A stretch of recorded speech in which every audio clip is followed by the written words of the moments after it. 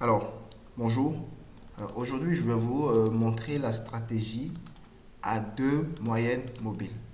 Une version, parce qu'il y a, comme je vous ai dit, il y a plusieurs versions de cette stratégie à deux moyennes mobiles concernant les points d'entrée, les points de sortie et tout ça. Mais moi, je vais vous montrer une version simple de cette stratégie qui va vous éviter beaucoup de prises de tête. Ok?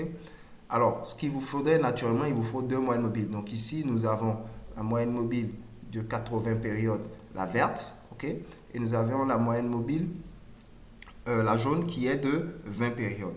Et vous, ce que nous, on cherche en fait en première position, c'est d'avoir un croisement entre les deux moyennes mobiles. Donc, s'il y a un croisement à la baisse, ça voudrait dire que la tendance doit continuer à la baisse. Et ce que nous, on cherche en fait une pause parce que lorsque deux moyennes mobiles se croisent, c'est qu'il y a déjà eu un premier mouvement des prix au préalable et donc il y a un retard. Et si vous vous positionnez ici, c'est que vous allez vous positionner en donnant un peu trop au marché et vous n'êtes pas sûr que la tendance va continuer même si ça indique que la force est à la vente.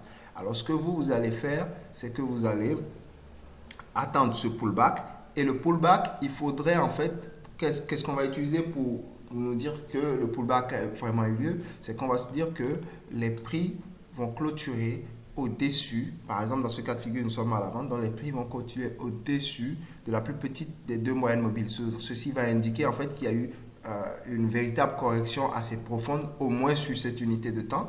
Et après ça, maintenant, nous allons chercher un autre point d'entrée. Et pour le point d'entrée, il y a plusieurs cas de figure. Par exemple, l'un des premiers cas de figure, c'est que les gens, ils attendent qu'il y ait la clôture. Après, ils attendent la première clôture dans le sens de la tendance en dessous de la moyenne mobile. Donc, vous attendez la première clôture au-dessus qui va indiquer que la tendance est baissière. Et après, vous allez attendre la première clôture dans le sens de la vente qui va indiquer qu'il y a une reprise de la baisse. OK?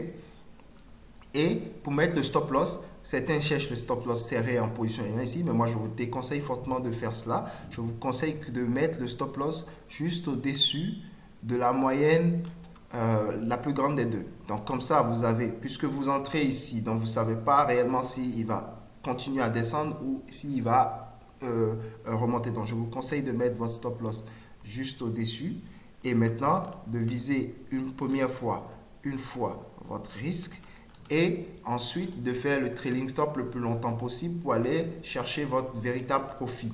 Donc vous pouvez faire le trailing stop le long de la moyenne mobile jaune. À chaque fois qu'il y aura des clôtures et des plus bas, vous allez déplacer votre stop loss pour aller profiter le plus longtemps possible de cette tendance baissière. Ça, c'est une première façon d'entrer et de sortie. Une autre manière d'entrer que moi, j'utilise beaucoup plus souvent, même si elle me donne peut-être moins de gains par rapport à l'autre, parce que l'autre, j'entre quand même un peu plus tôt, c'est que j'attendrai plutôt qu'on ait une fracture du dernier plus bas. Et là, par contre, je vais mettre mon stop loss un peu plus serré au-dessus et je vais viser toujours une fois cette distance. Ensuite, je vais aller faire la même chose, faire le trailing stop pour aller le plus loin possible sur cette stratégie aussi. Donc, voilà les deux façons de faire que moi, je recommande pour les stratégies de moyenne mobile avec croisement. Il faut forcément que vous puissiez attendre le pullback, c'est-à-dire vous devez toujours avoir ça, donc grâce au croisement, vous devez chercher le pullback avec la clôture que vous voyez là. Et si vous êtes dans l'anticipation, vous allez attendre la première bougie qui va clôturer ici pour pouvoir vous positionner. Ou sinon, vous attendez tout simplement qu'il y ait cassure de la dernière zone basse pour pouvoir continuer le trade. Donc, dans ce cas de figure, vous voyez, on va essayer de voir si ces deux systèmes ont pu fonctionner par le passé. Alors, nous voyons ici, tendance baissière. Donc, on marque que la tendance sera à la vente. Ensuite, on attend. Donc, on a eu ce premier mouvement. Ensuite, on attend la clôture des prix ici. Donc, ça voudrait dire que le pullback a vraiment eu lieu. Maintenant, nous avons deux cas de figure, comme je vous ai dit. soit vous attendez la première bougie qui va clôturer à ce niveau, en dessous, pour vous positionner, soit vous allez attendre tout simplement que les prix dépassent le dernier plus bas pour que vous vous positionnez. Donc, ici, par exemple, on va choisir le cas de figure où les prix clôturent juste là. Et on va mettre, comme j'ai dit, notre stop loss ici. Parce que imaginez si vous aviez mis votre stop loss ici, vous voyez que cette correction était quand même assez proche de vous faire sortir. Et donc, pour ça, pour éviter en fait de se faire sortir bêtement, il est préférable de donner un peu au marché afin de pouvoir rester le plus longtemps possible sur ce dernier, plutôt que d'être trop agressif et d'être éjecté et après de ne plus savoir comment poursuivre le trade. Donc voilà, par exemple, vous avez encore un autre point d'entrée. Ici, par contre, vous voyez, vous avez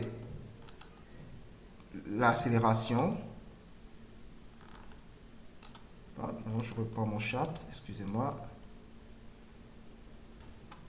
Alors, je vais y arriver. Vous avez l'accélération ici, ok. Vous avez le pullback avec la clôture en dessous.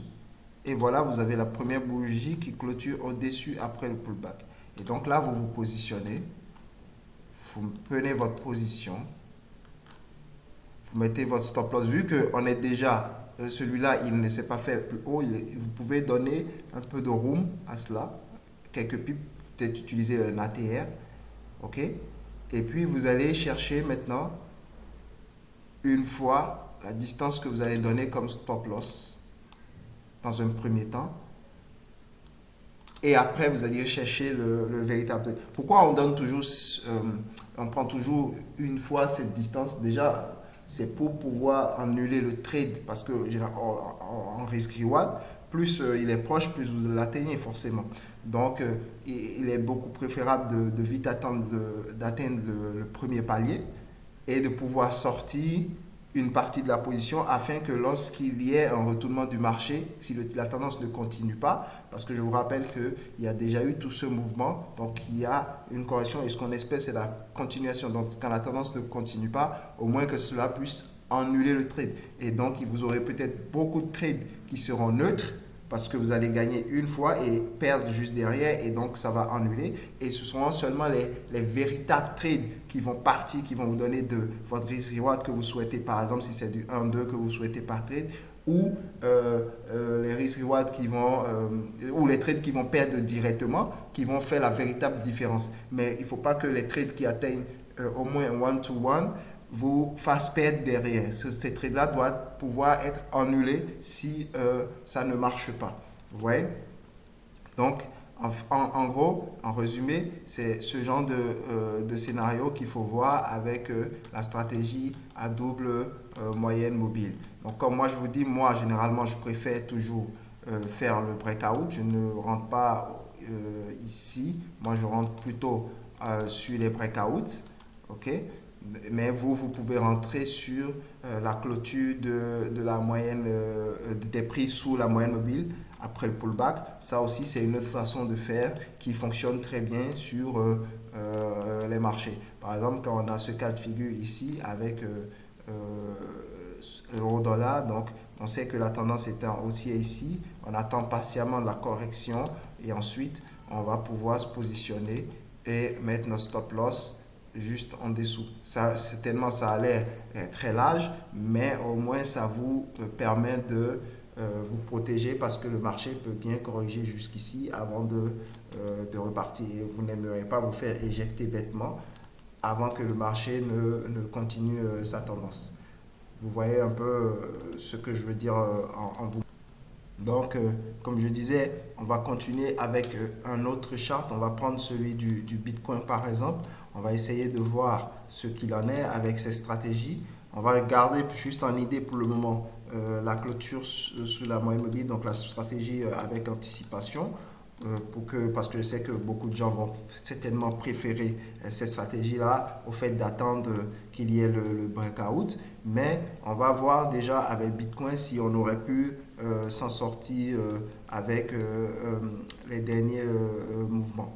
Donc ici, nous avons comment on appelle ça, nous avons le croisement. Donc, ce qui voudrait dire que nous sommes dans une tendance baissière. Nous avons les prix qui sont déjà au-dessus de la petite moyenne mobile. Donc, il n'y a pas de problème à ce niveau. Il y a déjà comme un pullback parce que après cette chute-là, il a commencé la correction jusqu'à avant qu'il y ait le croisement. Donc, il n'y a pas de souci. Donc, ce que nous cherchons maintenant, c'est en fait la première clôture en dessous de cette moyenne mobile. Et on a eu la clôture et on met nos stop loss. Et puis, on essaye de viser déjà une fois la distance. Quand on vise une fois cette distance, après, on peut manager le trade comme on veut pour la suite. Comme ça, si ce trade, ça ne marche pas, on l'annulerait. Ce sera un trade annulé. Donc, on a la même chose ici. On a croisement à la hausse sur le Bitcoin. OK? Donc, on a croisement à la hausse. On va attendre la correction avec clôture en dessous. OK? On a la clôture. Donc maintenant, on va essayer de... Alors, je vais vérifier juste en line chat s'il y a bien eu clôture. Ouais, il y a une clôture, même si elle est minime. Donc, on va maintenant se positionner au-dessus. OK? Et on va mettre notre stop loss en dessous de la verte. Vous avez vu que dans ce cas de figure, on va viser one to one. Vous avez vu dans ce cas de figure, si on avait mis notre stop loss serré juste ici, les marchés seraient revenus nous éjecter. Et on aurait perdu bêtement notre trade. On aurait même dit qu'on allait encore se repositionner ici.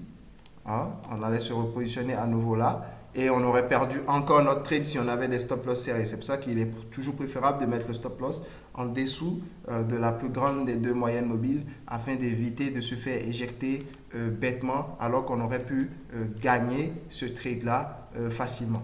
Donc, voilà pour le cas de figure et ça ne concerne que la première position. Hein. Donc, voilà encore un cas de figure ici. On a un croisement à la baisse. OK? Donc, on va attendre le pullback qui a bien eu lieu ici avec clôture des prix au-dessus. On attend la première bougie qui est clôture en dessous. Clôture, stop loss au-dessus. Viser one to one. C'est fait. Et maintenant, on essaye de manager le trade comme on peut. Et ici encore, un autre cas de figure. Ici, à l'achat, il n'y a pas eu de clôture après à la hausse. Mais à la vente, ici, on a croisement à la vente. OK? On a pullback, clôture au-dessus. Et on a ici clôture en dessous. Donc, déclencheur. Stop loss au-dessus. Visée one to one. Et derrière, vous managez le reste du trade. On reprend encore. Tendance baissière. Clôture au-dessus de la plus petite des deux. Clôture en dessous. Déclencheur. One to one.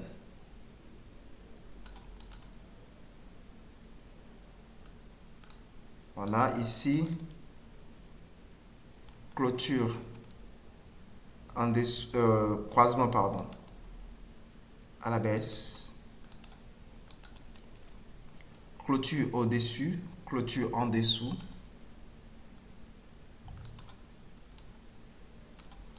et finalement trade perdant. OK? Ça, c'est un trade que vous avez complètement perdu. Ça marche? Et on va voir maintenant ce qui se passe actuellement. Donc, on a tendance haussière sur Bitcoin.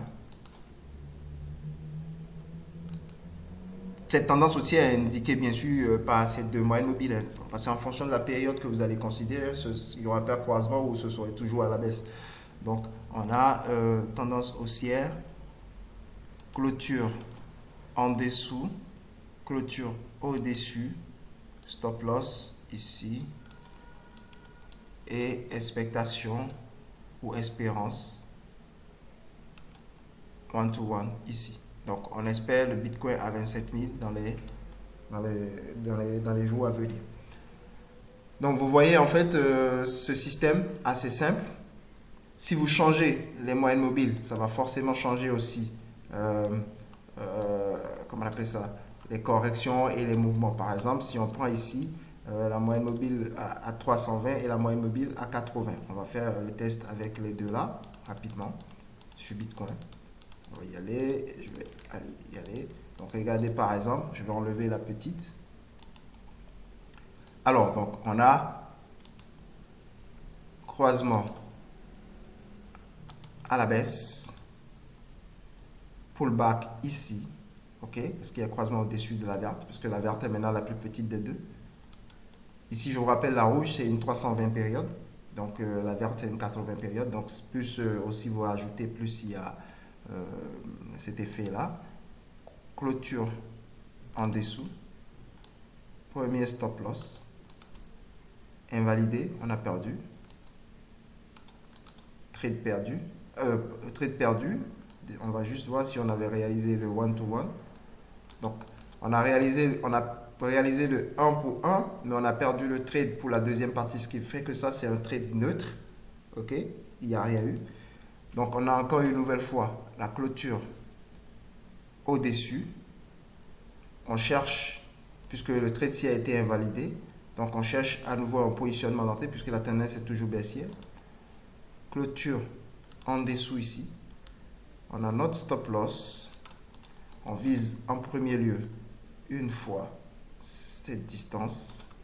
Ensuite, on fait le management du trade. Et vu qu'on est à la 80 période, on va faire le trading avec la 80 période. Ok, donc on va sortir quelque part par ici. Donc, pour pouvoir entrer avec ces deux moyennes mobiles, par exemple à 320, on doit attendre forcément qu'il y ait ce croisement, qui est le pullback sur la 80, et ensuite qu'on puisse se positionner pour aller chercher notre trade. On peut voir ici par exemple dans le bull run de 2020 comment on aurait pu gérer ce bull run avec sa stratégie des deux moyennes mobiles avec la 320 et la 80. Donc on a le croisement ici, ça fait 320 jours contre 80 jours. On a le croisement, tendance haussière. On a le pullback avec clôture des prix en dessous et on a la clôture au-dessus. Ça donne le signal d'entrée. On met le stop loss en dessous de la plus grande des deux moyennes mobiles. Et après, on vise dans un premier temps 1 pour 1. Et après, dans le 1 pour 1, c'est juste pour pouvoir neutraliser le trade, comme je vous le rappelle toujours. Et après, ce qui s'ensuit n'est que ce que vous voyez. Donc, voilà pour la stratégie des deux moyennes mobiles. Assez simple, assez efficace. Même si on voulait voir, par exemple, pour un dernier cas de call, le dollar index. Donc, on a le croisement. Le truc, en fait, c'est juste qu'il faut avoir de la patience. Il faut avoir de la patience pour que le scénario puisse se mettre en place. Donc, si vous n'êtes pas patient, ça va être très difficile. Donc, pour ça, vous avez la clôture en dessous, vous avez la clôture au-dessus, vous avez le stop loss en dessous, et puis le reste n'est que cas d'école. Donc, à vous de voir, de tester et de me dire en commentaire qu'est-ce que vous préférez entre la stratégie à 2 moyennes mobiles et la stratégie à 4 moyennes mobiles. Qu'est-ce que vous trouvez plus simple? Qu'est-ce que vous pouvez vous mettre en pratique? Et peut-être même, si certains l'utilisent déjà, quelle est votre façon d'utiliser cette stratégie à 2 moyennes mobiles pour, dans un premier temps, déterminer la tendance, les points d'entrée, les points de sortie, etc. etc. Donc, je vous laisse me dire en commentaire ce que vous en pensez et comment vous l'utilisez vous de votre côté. Merci beaucoup. À plus.